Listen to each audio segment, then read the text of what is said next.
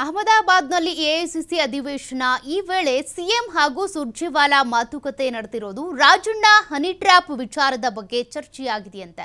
ಸುರ್ಜೇವಾಲಾ ಜೊತೆ ಮಾಹಿತಿ ಹಂಚಿಕೊಂಡಿದ್ದಾರೆ ಸಿಎಂ ಸಿದ್ದರಾಮಯ್ಯ. ಕೆಪಿಸಿಸಿ ಅಧ್ಯಕ್ಷರ ಬದಲಾವಣೆ ಬಗ್ಗೆಯೂ ಕೂಡ ಚರ್ಚೆ ಆಗಿದೆ ಎನ್ನಲಾಗ್ತಾ ಇದೆ. ಸಿಎಂ ಸಿದ್ದರಾಮಯ್ಯ ಹಾಗೂ ಸುರ್ಜೇವಾಲಾ ಮಾತನಾಡಿದ್ದಾರಂತೆ. ರಾಜ್ಯ ಉಸ್ತುವಾರಿಯಾಗಿರುವಂತಹ ರಣದೀಪ್ ಸಿಂಗ್ ಸುರ್ಜೇವಾಲಾ ಅವರ ಜೊತೆಗೆ ಸಿಎಂ ಸಿದ್ದರಾಮಯ್ಯನವರು ಸಚಿವ ರಾಜಣ್ಣ ಹನಿ ಟ್ರ್ಯಾಪ್ ಕೇಸ್ ಹಾಗೂ ಕೆಪಿಸಿಸಿ ಅಧ್ಯಕ್ಷರ ಬದಲಾವಣೆ ಬಗ್ಗೆನೂ ಕೂಡ ಚರ್ಚೆ ಮಾಡಿದ್ದಾರಂತೆ. ಸುಮಾರು ಹೊತ್ತು ಕೂತಲ್ಲೇ ಚರ್ಚಿಸಿದ್ದಾರೆ ನಾಯಕರು. ಎಂಎಲ್ಸಿ ಅಭ್ಯರ್ಥಿ ಆಯ್ಕೆಯ ಬಗ್ಗೆಯೂ ಕೂಡ ಸಿಎಂ ಮಾತುಕತೆ ನಡೆಸಿದ್ದಾರೆ ಎನ್ನಲಾಗ್ತಾ ಇದೆ.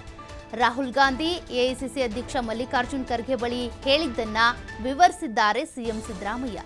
ಈಗಾಗಲೇ ಇವರು ವರಿಷ್ಠರನ್ನ ಭೇಟಿಯಾಗಿ ಬಂದಿದ್ರು ಸಿಎಂ ಸಿದ್ದರಾಮಯ್ಯ. 2 ದಿನಗಳ ಕಾಲ ದೆಹಲಿ ಪ್ರವಾಸವನ್ನ ಕೈಗೊಂಡ ಸಂದರ್ಭದಲ್ಲಿ ಎಐಸಿಸಿ ಅಧ್ಯಕ್ಷ ಮಲ್ಲಿಕಾರ್ಜುನ್ ಖರ್ಗೆ ಹಾಗೂ ರಾಹುಲ್ ಗಾಂಧಿ ಅವರನ್ನ ಭೇಟಿಯಾಗಿ ಈ ಒಂದು ವಿಧಾನ ಪರಿಷತ್ 4 ಸ್ಥಾನಗಳ ಆಯ್ಕೆಯ ಬಗ್ಗೆ ಹಾಗೂ ಕೆಪಿಸಿಸಿ ಅಧ್ಯಕ್ಷರ ಬದಲಾವಣೆ ಇರ್ಬೋದು, ಇನ್ನು ಸಚಿವ ಸಂಪುಟ ವಿಸ್ತರಣೆ ಅಥವಾ ಪುನಾರಚನೆಯ ಬಗ್ಗೆ ಡಿಸೆಂಬರ್ ನಂತರ ಮಾತನಾಡೋಣ, ಇದೆಲ್ಲವನ್ನು ಹೇಳಿ ಬಂದಿದ್ರು. ಈಗ ಸುರ್ಜೇವಾಲಾ ಜೊತೆನೂ ಇದ್ರ ಬಗ್ಗೆ ಮಾತನಾಡಿದ್ದಾರೆ.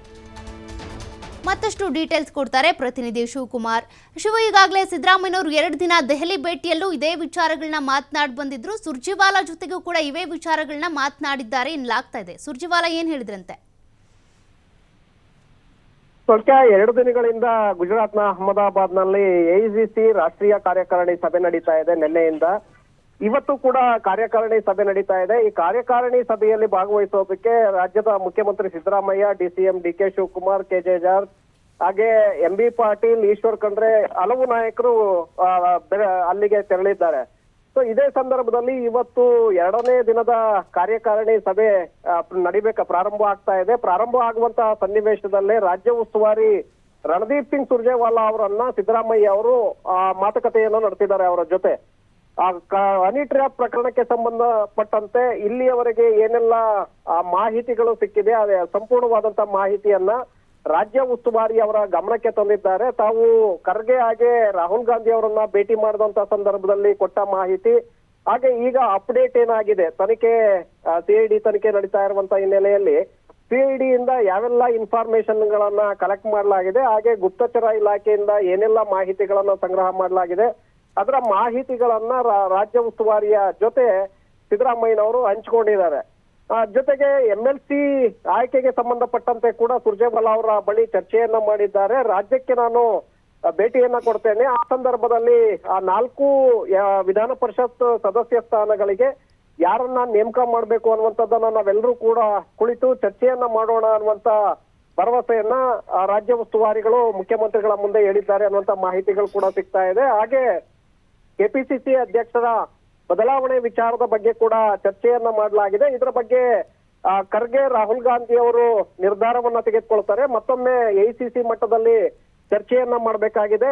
ಇವತ್ತು ಬಹುತೇಕವಾಗಿ ಆ ಚರ್ಚೆ ಆಗಬಹುದು ಅನ್ನುವಂತ ಮಾಹಿತಿಯನ್ನು ಕೂಡ ಸುರ್ಜೇವಾಲಾ ಮುಖ್ಯಮಂತ್ರಿಗಳಿಗೆ ಕೊಟ್ಟಿದ್ದಾರೆ ಅನ್ನುವಂತ ಮಾಹಿತಿಗಳು ನಮ್ಗೆ ಸಿಕ್ಕಿರುವಂತದ್ದು. ಸೌಖ್ಯ, ಥ್ಯಾಂಕ್ ಯು ಶಿವು ಡೀಟೇಲ್ಸ್ಗೆ.